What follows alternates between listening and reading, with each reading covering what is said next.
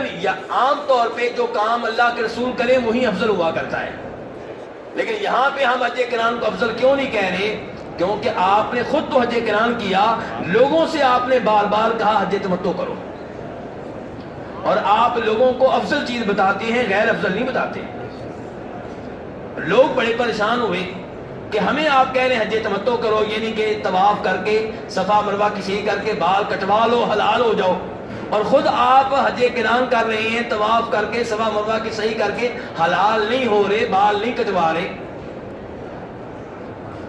تو آپ نے پھر لوگوں کو بتایا کہ وہ بات جو مجھے بعد میں معلوم ہوئی، اگر پہلے معلوم ہو جاتی تو میں اپنے ساتھ مدینہ سے قربانی لے کر نہ آتا، اور میں بھی طواف اور صفا مروہ کی صحیح کرنے کے بعد بال کٹوا کے حلال ہو جاتا، میں بھی حج تمتع کرتا۔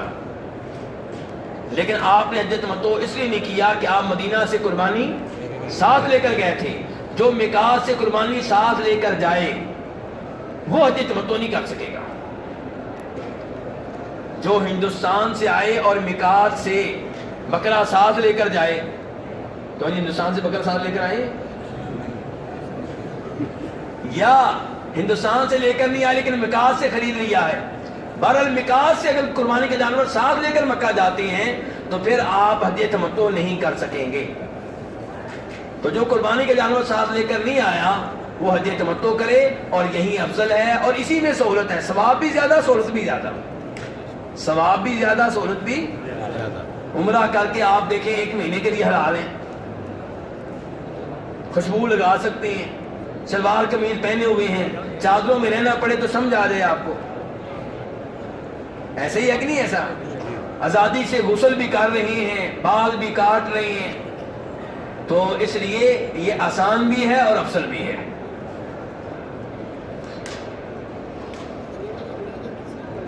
بھائی کہتے ہیں میقات پہ احرام کی نیت کی جائے گی یا عمرے کی؟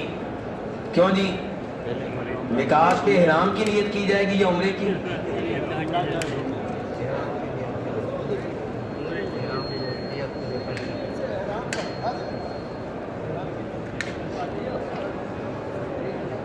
پہلے نمبر پہ میرے بھائی مجھے نیت کے الفاظ بتائیں گے آپ؟ حج کی نیت کے الفاظ یا عمرے کی نیت کے الفاظ کس بھائی کو آتے ہیں؟ بھائی کہہ رہے ہیں لبیک اللہم عمرہ۔ صحیح بات یہ ہے، میں لفظ کیا بول رہا ہوں؟ صحیح بات یہ ہے کہ حج عمرے کی نیت بھی دل میں ہوگی۔ زبان سے جو آپ کہہ رہے ہیں لبیک اللہم عمرہ، یہ تلبیہ ہے، نیت نہیں ہے۔ جیسے آپ نماز شروع کرنے لگتے ہیں، اللہ اکبر کہتے ہیں کہ نیت نہیں، یہ تکبیر ہے۔ نیت وہ ہے جو دل میں ہے، دل کے ارادے کو نیت کہتے ہیں۔ تو حج عمرے میں بھی صحیح بات یہ ہے کہ نیت کہاں پہ ہے؟ دل میں، اور زبان سے آپ تلبیہ کہتے ہیں۔ تو بہرحال آپ جب میقات پہ آئیں گے تو اگر عمرہ کرنا چاہتے ہیں تو عمرے کی نیت ہوگی، حج کرنا چاہتے ہیں تو حج کی نیت ہوگی۔ نیت کرتے ہی آپ کا احرام شروع ہو جائے گا۔ احرام نیت کا نام ہے، چادریں باندھنے کا نام نہیں ہے۔ صحیح بات کیا ہے؟ احرام کس چیز کا نام ہے صاحب؟ نیت کرنے کا۔ جب آپ نے نیت کر لی کہ میں حج میں داخل ہوا، میں عمرے میں داخل ہوا، یہ آپ کا احرام شروع ہو گیا۔ اب چادریں اگر آپ نہیں پہنتے، شلوار قمیض پہنیں گے تو فدیہ پڑے گا، جرمانہ پڑے گا، لیکن احرام آپ کا شروع ہو گیا، کیونکہ احرام نام ہے نیت کا۔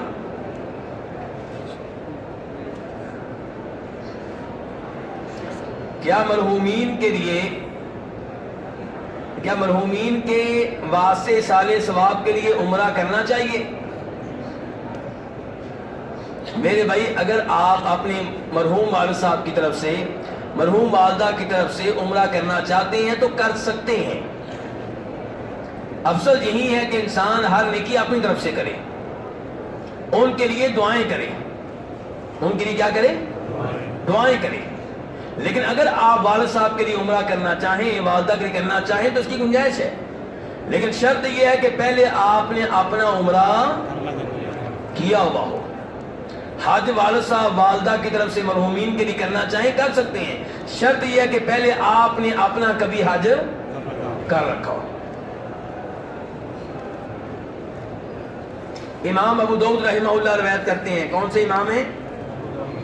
امام ابو داؤد رحمہ اللہ روایت کرتے ہیں کہ نبی علیہ الصلوۃ والسلام کے پاس عمر بن عاص کے والد آئے، والد کے ساتھ عمر بن عاص خود آئے، عبداللہ بن عمر کے والد عمر بن عاص آئے۔ عمر بن عاص نے کہا اللہ کے رسول علیہ السلام میرے والد صاحب فوت ہو گئے ہیں، فوت ہونے سے پہلے انہوں نے وصیت کی تھی، کیا یہ وصیت کی تھی کہ میری طرف سے 100 غلام آزاد کیے جائیں۔ کتنے غلام؟ 100 غلام۔ عمر بن عاص کہتے ہیں کہ میرے بھائی ہشام نے اپنے حصے کے 50 غلام آزاد کر دیے ہیں، میں کرنے لگا ہوں تو میں نے کہا پہلے آپ سے مسئلہ پوچھ لو۔ اصالِ ثواب کے لیے پہلے کس سے پوچھنا چاہیے؟ محمد الرسول اللہ سے صلی اللہ علیہ وسلم۔ آپ کی حدیث موجود ہیں، اصالِ ثواب میں اپنی مرضی نہیں چلے گی۔ صحابی اصالِ ثواب کے لیے پہلے اللہ کے رسول سے پوچھنے کے لیے آئے ہیں، اور ہم کہتے ہیں جو مرضی کرو جی اصالِ ثواب ٹھیک ہے جی، ایسے ہی سختی کرتے ہیں یہ وہابی لوگ۔ یہاں پہ صحابی پانی دائیں ہاتھ سے پیئیں، پانی دائیں ہاتھ سے پیئیں۔ تو عمر بن عاص آپ کے پاس آئے ہیں تو آپ کیا کہتے ہیں؟ آپ کہتے ہیں کہ اگر تمہارا باپ مسلمان ہوتا، کیا ہوتا؟ اگر تمہارا باپ مسلمان ہوتا پھر تم اس کی طرف سے غلام آزاد کرتے یا صدقہ خیرات کرتے یا حج کرتے تو اس کو فائدہ ہوتا۔ تو اگر آپ کا باپ توحید پہ فوت ہوا ہے، والدہ توحید پہ فوت ہوئی ہیں، تو ان کی طرف سے آپ حج عمرہ کر سکتے ہیں، شرط یہ ہے کہ پہلے اپنا کر رکھا ہو۔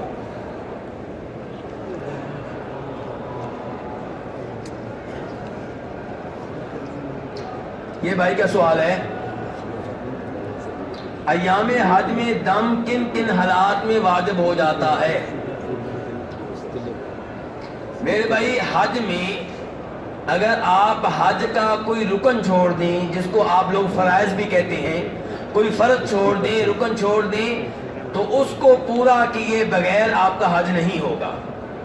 یہاں دم بھی کام نہیں آئے گا، یہاں پہ دم بھی کام نہیں آئے گا۔ اور حج کے ارکان کیا ہیں میرے بھائی؟ توجہ سے، وہ چیزیں جن کے بغیر حج ہوگا ہی نہیں۔ حج کے ارکان کیا ہیں؟ حج کے فرائض کیا ہیں؟ نمبر 1 حج کی نیت، انما الاعمال بالنیات، عملوں کا دار و مدار نیت پہ ہے۔ حج کی نیت نہیں ہے تو حج ہی نہیں ہے۔ ایسا ہو سکتا ہے کہ ایک آدمی حج کی نیت ہی نہ کرے اور حج کر لے؟ ہوتا ہے، خصوصاً عمرے میں۔ میری والدہ صاحب آئی ہیں جدہ ایئرپورٹ پہ، میں چلا گیا ان کو لینے کے لیے، پتا چلا کہ مکہ میں چادروں کے بغیر داخل نہیں ہونے دیتے، چادریں بھی میں نے باندھ لی۔ والدہ صاحب کو لے کر جا رہا ہوں، نیت یہ ہے کہ ان کو خود میں عمرہ کراؤں گا۔ اب چکر بھی ان کو لگوائے ہیں، صفا مروہ کی صحیح بھی کر لی ہے، لیکن چونکہ طواف صفا مروہ کی صحیح کرتے ہوئے یہ نیت نہیں تھی کہ میں عمرہ کر رہا ہوں، تو یہ عمرہ نہیں ہے۔ کام سارے میں نے وہ کیے ہیں جو عمرے والے کرتے ہیں، تو اس لیے نیت ضروری ہے۔ اور نیت کہاں ہوگی؟ دل میں۔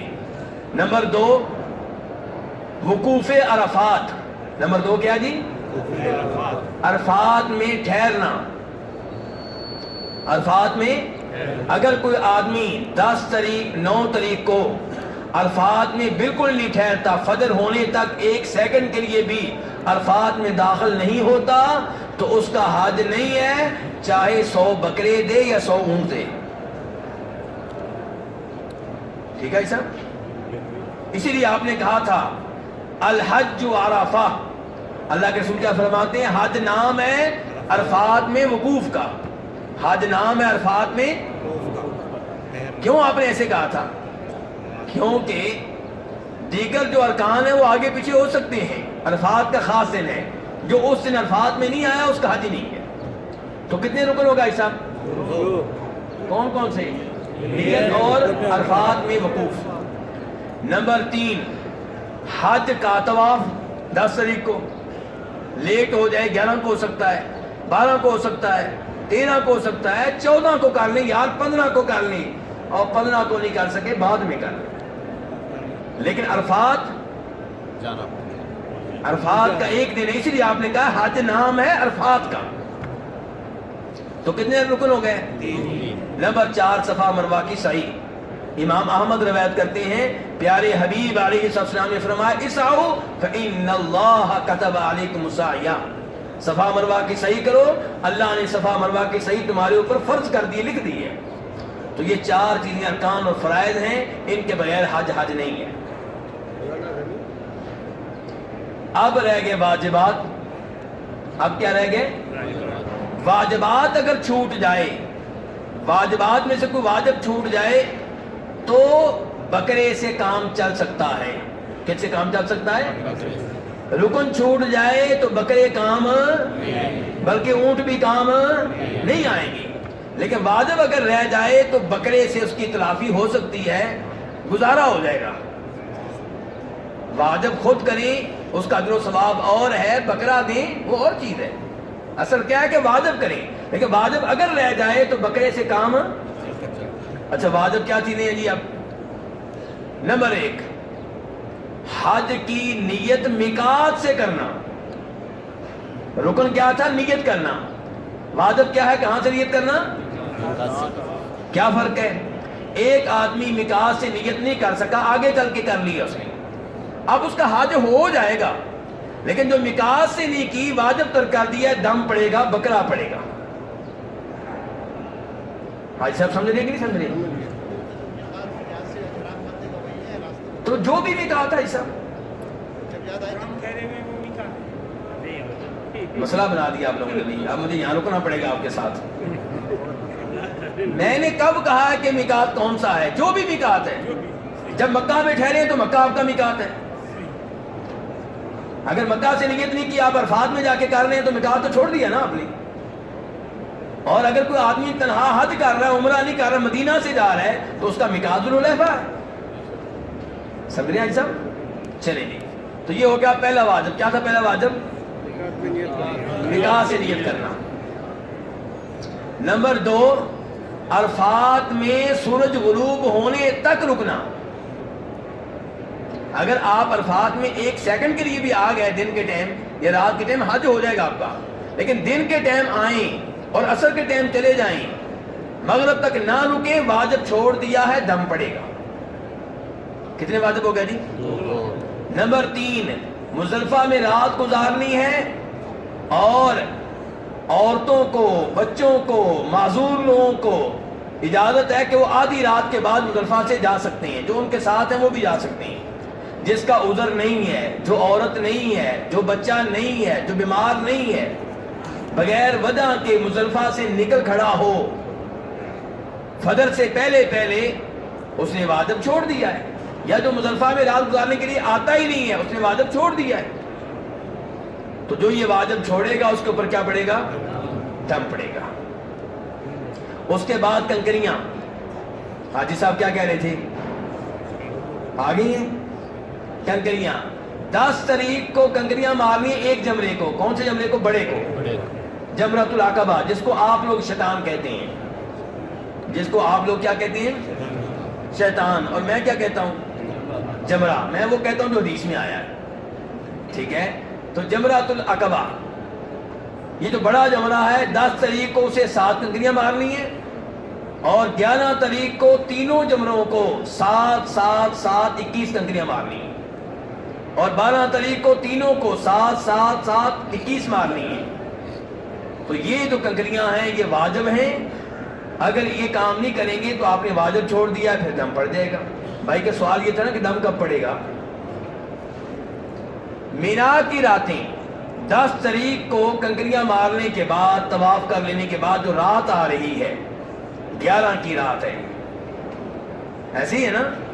10 کا دن گزر جائے گا، آگے جو رات آ رہی کون سی آ رہی ہے؟ 11 کی رات۔ تو 11 کی رات، 12 کی رات، یہ 2 راتیں مینا میں گزارنی واجب ہیں۔ اختلاف موجود ہے، کچھ علماء کرام کہتے ہیں سنت ہیں۔ صحیح بات یہ ہے کہ راتیں گزارنی واجب ہیں، جو بغیر عذر کے یہ راتیں ترک کرے گا اس پہ بھی دم پڑے گا۔ لیکن اگر کسی کا عذر ہے، حاجیوں کی خدمت میں لگا ہوا کوئی ڈیوٹی ہے، تو اس کو یہ راتیں معاف ہیں۔ اس کے بعد کیا رہ گیا؟ الوداعی طواف۔ تو یہ حج کے واجبات ہیں، ان واجبات میں سے کوئی واجب چھوڑیں گے تو آپ پہ کیا پڑے گا جی؟ دم پڑے گا۔ یہ تو تھے واجبات۔ پھر کچھ ہوتے ہیں ممنوعات۔ ممنوع چیزوں کی خلاف ورزی کریں گے تو وہاں بھی بکرا شکرا پڑ سکتا ہے. اب وہ ایک لمبا موضوع ہے, اس کے اوپر ایک دن گفتگو کی ہے میں نے, اب 20 25 30 منٹ لگ جائیں گے, اتنا ٹائم نہیں ہے. بہرحال اب میں اگلے سوال کی طرف بڑھتا ہوں. واجبات چھوڑ جائیں تو ایک ہی دم یا جتنے واجب چھوڑیں گے اتنے دم. اور یہاں پہ ایک بات ذہن میں رکھیے گا, کچھ لوگ بڑے امیر ہوتے ہیں. کیا ہوتے ہیں جی؟ پیسے والے لوگ ہیں جی. کیا کرتے ہیں جی؟ 10 تاریخ کو کنکریاں ماری, طواف زیارت کیا, صفا مروہ کی صحیح کی اور جا رہے ہیں جناب. کہاں؟ کراچی. کہاں جا رہے تھی؟ ریاض. آپ پھر مسئلہ پوچھتے ہیں جی ہمارے ساتھ کیا ہوگا؟ تو میرے بھائی ایک تو آپ نے چھوڑ دی راتیں, ایک چھوڑ دیا آپ نے الوداعی طواف, اور ایک آپ نے 11 12 کی کنکریاں چھوڑ دی. تو 3 4 بکرے اس انداز سے بن جائیں گے. اس کے ساتھ ساتھ کیا ہوگا؟ اصل بات جو بتانے لگا وہ یہ ہے, آپ کو اپنے مال پہ فخر ہے. علماء کرام کہتے ہیں اس کے ساتھ ساتھ اللہ سے توبہ کریں, آپ نے حج کا مذاق اڑایا ہے, آپ نے حج کو مذاق سمجھا ہے. یہ واجب تو اس لیے ہے جو دم ڈالا جاتا ہے کہ اگر کسی سے کسی وجہ سے چھوٹ گیا ہے تو اس کی کوئی تلافی ہو جائے. یہ نہیں ہے کہ آپ پہلے سے سوچ رکھیں کہ میں امیر آدمی ہوں اور میں بکرے دے لوں گا. نہیں میرے بھائی, اللہ تعالیٰ کو آپ کے بکروں کی ضرورت نہیں ہے. خلوص دل سے اگر آپ عبادت نہیں کر رہے تو اللہ آپ سے بے نیاز ہے. سوال لکھ کر بھیجیں. بھائی کہتے ہیں جیسے حج اور عمرہ بدل ہو سکتے ہیں لیکن نفل بھی ماں اور باپ کے ثواب بچنے کے لیے جائز ہیں یا نہیں؟ نماز اپنی اپنی, کیا کہا جی میں نے؟ طواف اپنا اپنا, تلاوت اپنی اپنی. مسئلہ واضح ہے جی؟ مسئلہ واضح ہے. آپ کو یقین آئے نہ آئے وہ بات کی بات ہے, مسئلہ تو واضح کر دیا نا میں نے.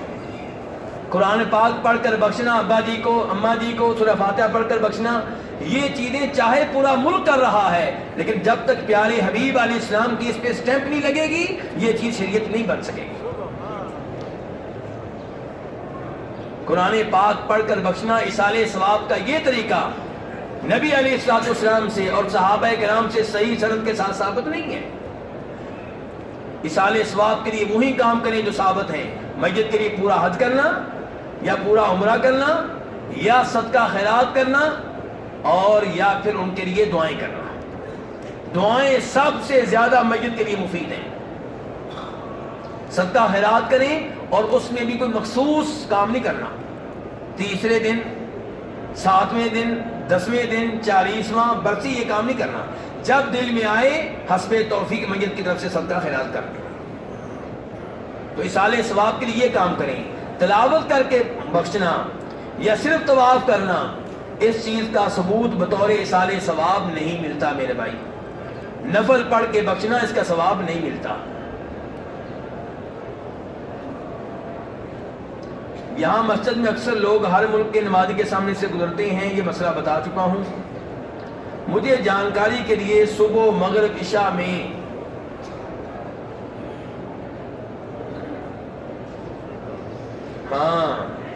بھائی کہتے ہیں مغرب عشاء اور فجر میں نماز قرات سے ہوتی ہے اور ظہر عصر میں بغیر قرات کے ہوتی ہے, ایسا کیوں؟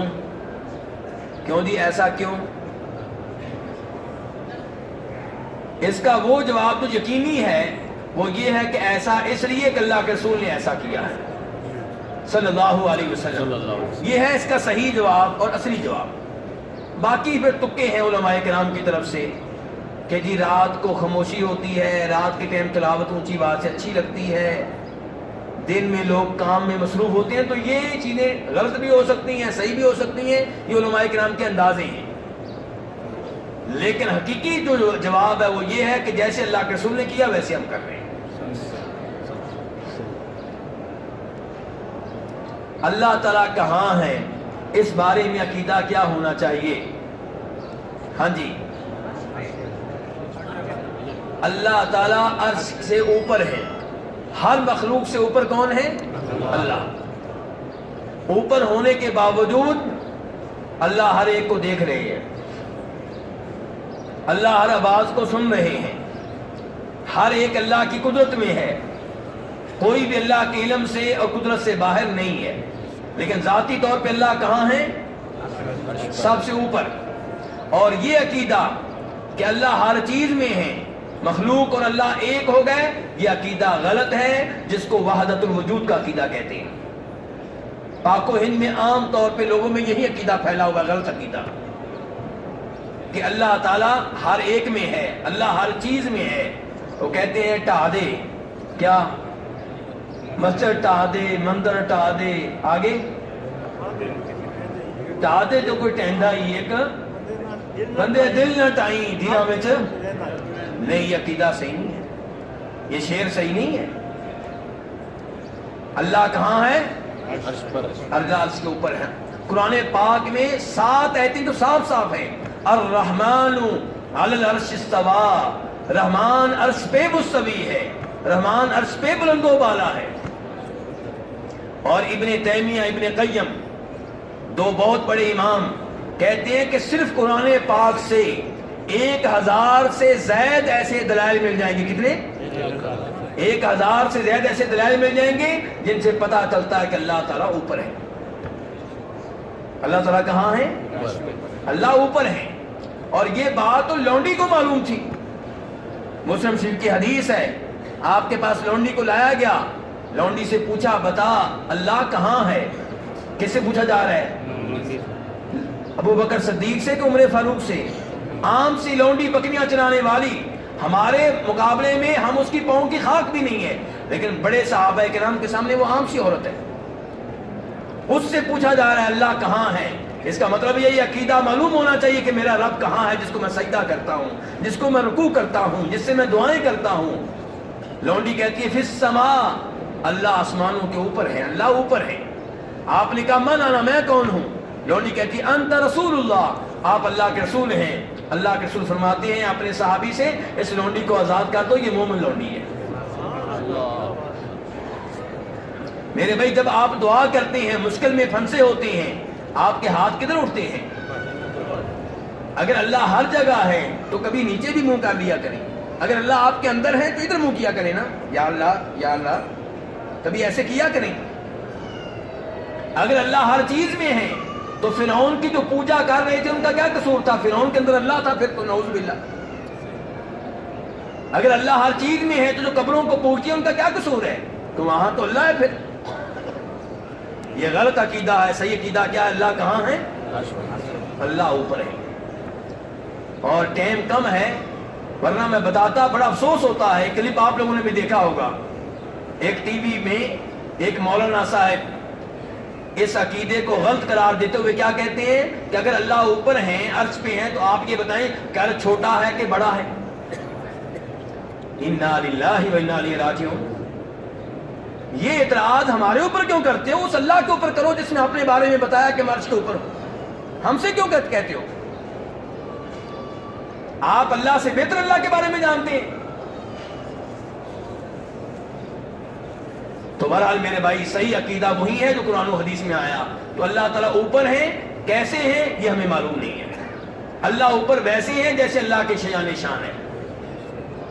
آخری بات بتاؤں گا، وہ یہ ہے کہ امام مالک کے پاس ایک آدمی آیا، کہنے لگا امام صاحب یہ بتائیں کہ اللہ تعالیٰ کے بارے میں آیا ہے قرآن پاک میں کہ اللہ عرش پہ مستوی ہیں، یہ استوا کیسے ہے؟ اللہ کا عرش پہ بلند ہونا کیسے ہے؟ اس کی کیفیت کیا ہے؟ امام مالک نے کہا تھا الاستواء معلوم والکیف مجہول والسؤال عنہ بدعۃ والایمان بہ واجب. استواء عربی زبان کا لفظ ہے اور اس کا معنی ہمیں پتا ہے کہ بلند ہونا. تو استواء ہمیں معلوم ہے، استواء کی کیفیت کہ اللہ کیسے بلند ہے یہ مجہول ہے، یہ نہیں بتائی گئی. کیفیت کے بارے میں سوال کرنا کہ اللہ عرش کے اوپر کیسے ہیں، یہ سوال کرنا بدعت ہے، غلط ہے. لیکن اس بات پہ ایمان لانا واجب ہے کہ اللہ عرش کے اوپر ہے. اللہ رب العزت سے دعا ہے کہ ہمیں اپنے عقائد قرآن و حدیث کے مطابق بنانے کی توفیق عنایت فرمائی۔ یا اللہ ہم سب کو شفا دے، تندرستی دے، عافیت دے۔ یا اللہ ہر طرح کی بیماریوں سے محفوظ رکھنا۔ یا اللہ جو مسلمان مریض ہیں ہم سب کو شفا عنایت فرما۔ یا اللہ ہم سب کو دین کے لیے، توحید کے لیے، سنت کے لیے کام کرنے کی توفیق عنایت فرما۔ یا اللہ ہر طرح کے فتنوں سے محفوظ رکھنا۔ یا اللہ جو مسلمان فوت ہو چکے ہیں ان کی قبریں منور فرما، ان کی قبریں کشادہ فرما، انہیں عذاب قبر، عذاب جہنم سے محفوظ فرما، جنت میں ان کے درجات بلند فرما۔